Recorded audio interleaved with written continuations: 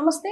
ప్రస్తుతం మనతో పాటు సీనియర్ జర్నలిస్ట్ దాము బాలాజీ ఉన్నారు. ఆయనతో మాట్లాడారు. నమస్తే సార్. నమస్తే సార్, నిన్న ప్రెస్ మీట్ తర్వాత ఈ ఆపరేషన్ సింధూర్కి సంబంధించి ప్రెస్ మీట్ తర్వాత ఒక చర్చ అయితే జరుగుతుంది. Wing commander Vyomika Singh and ఇంకో పక్క కల్నల్ సోఫియా, వీళ్ళిద్దరి గురించి బాగా చర్చ జరుగుతుంది. అసలు ఏంటి సార్? అంటే మోడీ చాలా సింబాలిక్గా కూడా చాలా జాగ్రత్తగా ఉన్నాడు. అది ఇంపార్టెంట్ కూడా. సో ఆపరేషన్ సింధూర్ అని టైటిల్ పెట్టడం కానీ, తర్వాత దాని గురించి చెప్పడం, ప్రజలకి మీడియాకి చెప్పిన వాళ్ళని ఎంచుకోవడం కానీ, అంటే విక్రమ్ మేస్రీ ఆయన ఫారిన్ అఫైర్స్ ప్రతినిధి, సో ఆయన్ని పెట్టారు. దాని తర్వాత ప్రధానంగా ఈ ఆపరేషన్ సింధూర్ గురించి మాట్లాడడానికి ఇద్దరు మహిళల్ని ఎంచుకున్నారు. ఆ మహిళలు ఇద్దరు కూడా, ఒకరు ముస్లిము, ఒకరు హిందూ మహిళ. అంటే ఎందుకు ఈ సింబాలిక్ ఇది చేశారు మోడీ అంటే, ఒకటేమో మనం నిన్ననే చెప్పాను, టెర్రరిస్టులు మగవాళ్ళని, అది కూడా హిందూ మగవాళ్ళని మాత్రమే టార్గెట్ చేసి క్లోజ్ రేంజ్లో చంపేశారు. వాళ్ళ భార్యలు ఎక్కువ మంది, అక్కడ ఒక ముగ్గురు హనీమూన్కి వెళ్ళిన జంటలు ఉన్నారు, చాలామంది ఫ్యామిలీస్ ఉన్నారు. వాళ్ళ ఎదురుగా వాళ్ళ ఒక ఆవిడైతే మన కావలి మధుసూదన్ వాళ్ళ భార్య అయితే చెప్తుంది, ఇద్దరు కింద పడుకునేసారు. ఇలాగా ఒక అడుగుల శబ్దం వినబడింది, గన్ ఫైర్ అయింది. ఆ గన్ను తన భర్తకు తగిలిందని, ఆ బుల్లెట్ అనుకోలేదు ఆమె. చివరికి బ్లడ్ ఆమె కిందకి వస్తే తెలిసింది. అలాగే అంత దారుణంగా చంపారు. అందుకని మోడీ ఏం చేశాడంటే ఆపరేషన్ సింధూర్ అనే పేరు పెట్టారు. ఎందుకంటే మన హిందూ సంప్రదాయంలో కుంకుమ అనేది ఇంపార్టెంట్ కాబట్టి కుంకుమ తొలగించారు వాళ్ళు, కుంకుమ మేము పెడుతున్నాం అన్నట్టుగా పెట్టారు. రెండవది కాశ్మీర్ అనేది కుంకుమ పువ్వుకి సింబాలిక్గా, అది కూడా ఈ రెండు మిక్స్ అయ్యే విధంగా పెట్టారు. ఇక రెండవది స్త్రీలు.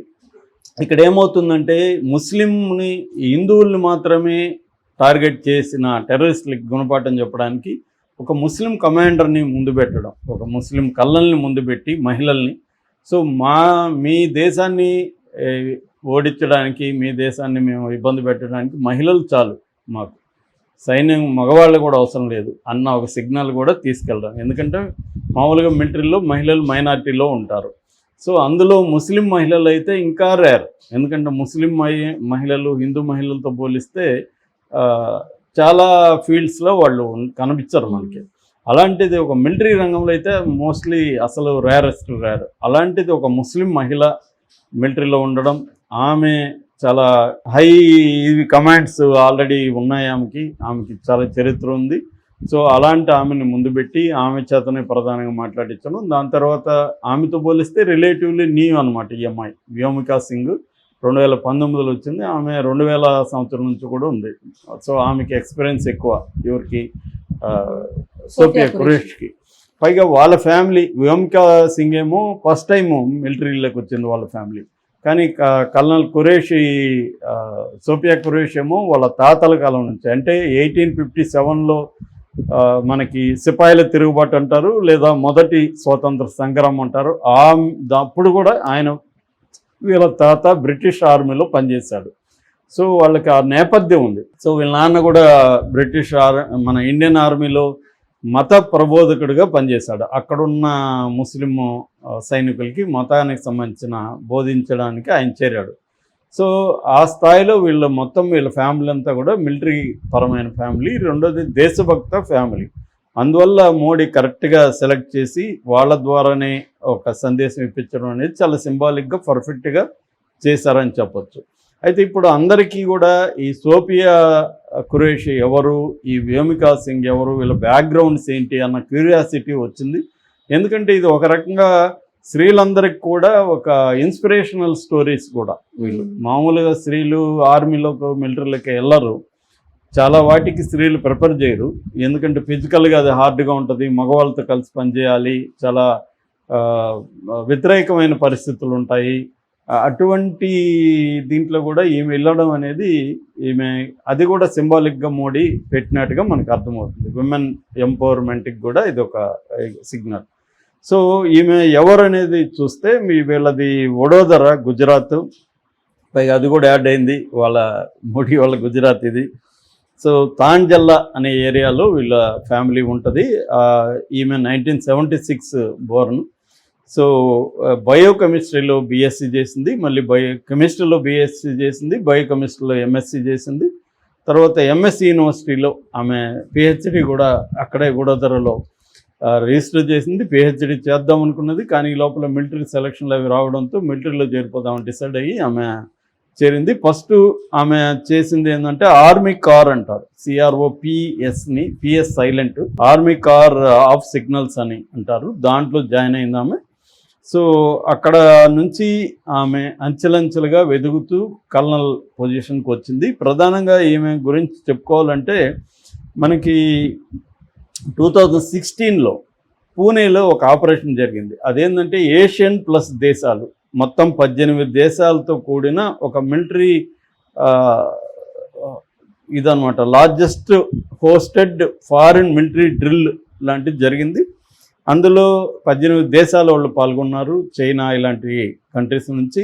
అందులో ఏకైక ఉమెన్ కమాండర్ ఈమె ఒకటే అనమాట, ఇంకెవరు లేరు. ఈ 18 దేశాల్లో ఉమెనే లేరు, అందరూ మగవాళ్ళు ఉంటే ఈమె పాల్గొనడం. దాని పేరు ఎక్సైజ్ ఫోర్స్ అంటారు. ఈ ఎక్సైజ్ ఫోర్స్కి ఈమె లీడ్ చేసింది. సో ఇది ఫస్ట్ ఆమెకి ఒక రికార్డు స్థాయి ఇది వచ్చింది. దాని తర్వాత ఆమె కాంగోలోకి వెళ్ళి యుఎన్ పీస్ కీపింగ్ మిషన్ ఉంటుంది కదా, కాంగోలో UN peace keeping mission India తరఫున అక్కడ పార్టిసిపేట్ చేసింది. 6 ఏళ్ళు అక్కడ ఉన్నింది. కాంగో అనేది వెరీ వెరీ డిఫికల్ట్ పరిస్థితి. అక్కడ మామూలు ఎందుకంటే మామూలు లైఫ్కి సంబంధించిన ఇక్కడ మనకుండే సాధారణమైన కంఫర్ట్స్ ఏవి అక్కడ ఉండవు, చాలా హార్డ్ టెరైను. అందుకని ఇండియా చైనా వాళ్ళు మాత్రం అక్కడ ఉంటారు, యూరోపియన్స్ అమెరికాస్ వెళ్ళరు ఆ ఏరియాలకి. అందుకని పెట్టుబడులు కూడా ఈ 2 దేశాలే అక్కడ పెడుతుంటాయి, కాంగోలో, ఆఫ్రికన్ కంట్రీస్లో. సో అలాంటి ఒక టఫ్ సిచ్యువేషన్లో రెండోది ఏంటంటే అక్కడ రెగ్యులర్గా వార్ సిచ్యువేషన్ జరుగుతూ ఉంటుంది. కొన్ని ఏరియాల్లో అయితే రోజు 100-200 మంది చనిపోతుంటారు అక్కడ. మినరల్స్ కోసం అనేక రెబల్ గ్రూప్స్ అక్కడ ఫైట్ చేస్తుంటాయి. సో నేను కొన్ని నెలలు కొద్ది రోజులు ఉన్నాను ఇన్సాసా అని, కాంగో క్యాపిటల్ సిటీ. నేనున్నప్పుడు కూడా మమ్మల్ని కూడా ఒకసారి పోలీసులు మఫ్టీలో వచ్చి పట్టుకుపోయి 1 డే అంతా పెట్టుకొని $2,000 తీసుకొని బయటకు వదిలేరు. అంటే పోలీసులే కిడ్నాప్ చేస్తుంటారు అక్కడ.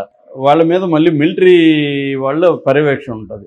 పోలీసులు డబ్బులు సరిపోదు వాళ్ళు ఇచ్చే జీతాలు అక్కడ. సో అందుకని పోలీసులే మనుషుల్ని, మన ముఖ్యంగా ఇండియన్స్ని కిడ్నాప్ చేసి తీసుకెళ్ళి డబ్బులు వసూలు చేసుకొని వదులుతుంటారు. అలాంటి సిచ్యువేషన్లో కూడా ఈమె అక్కడ పనిచేయడం అనేది గొప్ప విషయం. దాని తర్వాత ఈమె చెప్పాలంటే మన కొన్ని ఫ్లడ్ రిలీఫ్ యాక్టివిటీస్లో కూడా పనిచేసింది. తర్వాత ఆపరేషన్ పరాక్రమం, ఇది వెరీ ఇంపార్టెంట్. 2001లో మన ఇండియన్ పార్లమెంట్ల మీద పాకిస్తానీ బ్యాకప్ ఉన్న టెర్రరిస్టులు అటాక్ చేశారు. సో జైషే మొహమ్మద్ మసూద్ అజర్ దాని వెనుకున్నాడు ప్రధానంగా. సో దాని తర్వాత మనోళ్ళు పంజాబ్ బార్డర్లో ఆపరేషన్ పరాక్రమ్ అనే ఒక మిలిటరీ ఎక్సర్సైజ్ నిర్వహించారు. దాన్ని ఈమె లీడ్ చేసింది. దానికి ఈమెకి కమెండేషన్ కార్డ్స్ కూడా ఈమెకి వచ్చాయన్నమాట. ఈమె ప్రధానంగా కొంతమంది దగ్గర పనిచేసింది. అందులో వాళ్ళు కూడా ఈమెను మెచ్చుకుంటూ ఈమెకు ముఖ్యంగా బిపిన్ రావత్ అంటారు, బిపిన్ రావత్ ఆయన జనరల్, లెఫ్టినెంట్ జనరల్, ఆయన చాలా ఇది ఇచ్చారు. మేము ఎప్పుడు ఆమెను మహిళగా చూడలేదు, మహిళగా ట్రీట్ చేయలేదు. ఒక మిలిటరీ పర్సన్గా ఆమె సాధించిన విజయాలను చూసే ఆమెకి ప్రమోషన్లు ఇచ్చుకుంటూ వచ్చామనేది. అంటే ఆమె నేను మహిళ కాబట్టి నాకు ఇది ఇవ్వండి, నాకు రిజర్వేషన్ ఇవ్వండి, లేకపోతే ప్రత్యేకమైన ఇవ్వండి అని ఎప్పుడూ అడగలేదు.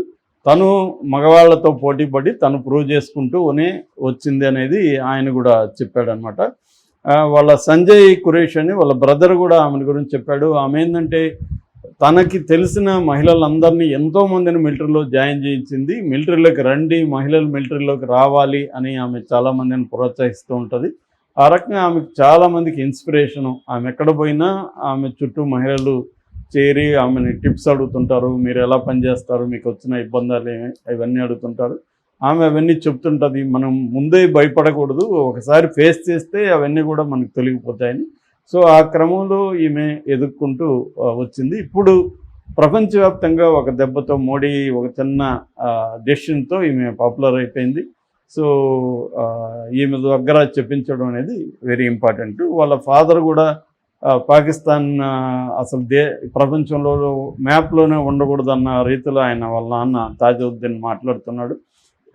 రెండోది మతం కాదు దేశమే ఇంపార్టెంట్ అనేది కూడా ఆయన ఒక సిగ్నల్ ఇచ్చాడు. ఇక రెండవ ఆమె వ్యోమికా సింగ్, పేరులోనే వ్యోమగామి అని మనం అంటాము. వ్యోమం అంటే ఆకాశం, వ్యోమికా సింగ్ అంటే ఆకాశంలో ఉన్న వ్యక్తి, లేకపోతే ఆకాశంలో విహరించే వ్యక్తి. లేదు ఇంకో కొంతమంది చెప్తున్నారు ఆకాశం కూతురు అని కూడా వస్తుంది మీనింగ్ అని, అంటే డాటర్ ఆఫ్ ద స్కై అని. మొత్తానికి ఆ పేరైతే ఆప్ట్గా కుదిరింది. ఆమె చిన్నప్పటి నుంచే ఫ్లై చేయాలని, అంటే ఎగరాలని, స్కైలోకి వెళ్ళాలని ఒక చిన్నప్పటి నుంచి కోరుకుందని చెప్తున్నారు. అందుకనే అమ్మాయి స్కూల్ డేస్ నుంచే ఎన్సీసీలో జాయిన్ అయింది, నేషనల్ క్యాడెట్ కార్లో. ఆ తర్వాత ఆమె హెలికాప్టర్ పైలట్గా ఇదైందనమాట. సో 2019 డిసెంబర్ 18లో ఫస్ట్ టైం ఆమె మిలిటరీలో ఎయిర్ ఫోర్స్లో జాయిన్ అయింది. ఆమె ఇప్పటి వరకు అయితే 2500 ఫ్లయింగ్ అవర్స్ అంటారు, 2500 గంటలు ఎయిర్లో ఉనింది ఆమె హెలికాప్టర్ని. అంటే హెలికాప్టర్ని చేయడం కూడా వెరీ వెరీ డిఫికల్ట్ టెరైన్స్ ఉండాలి. ఒక్కొక్కసారి సరిగ్గా లేకపోయినా సివిలియన్ హెలికాప్టర్ అయితే ఆగచ్చు, కానీ అవి ఆగలేవు. ఎందుకంటే యుద్ధంలో గాయపడి ఉండొచ్చు, లేకపోతే రిలీఫ్ యాక్టివిటీలో పాల్గొనాల్సి వస్తుంది. టఫ్ సిచ్యువేషన్లో చేయాలి. ఆమె ఎప్పుడు కూడా వెనకంజ వేయలేదని చెప్తున్నారు. ఆ రెండోది ప్రధానంగా ఆమె చేతక్ అండ్ చీత అనే 2 హెలికాప్టర్ని ఆమె డ్రైవ్ చేసిందని చెప్తున్నారు. ఒకటి జమ్మూ కాశ్మీరు, నార్త్ ఈస్ట్, ఈ 2 కూడా టఫ్ సిచ్యువేషన్స్. ఎప్పుడు ఎవరు పేల్చేస్తారో తెలియదు, ఎటువంటి ఇబ్బందులు ఉంటాయో తెలియదు. అన్నిట్లో కూడా ఈమె ధైర్యంగా నిలబడి చేసింది.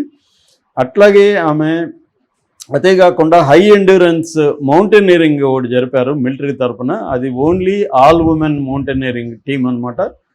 2021లో దాంట్లో కూడా ఈమె పార్టిసిపేట్ చేసింది. మౌంట్ మణిరంగ్ అని 21,650 ఫీట్ హైట్ ఉంటుంది, దాన్ని ఈమె కూడా రికార్డు క్రియేట్ చేసింది. సో ఇలాగా వ్యోమికా సింగ్ కూడా ఒక మహిళలకు అందరికీ ఒక ఇన్స్పైరింగ్ పర్సన్గా ఉనింది.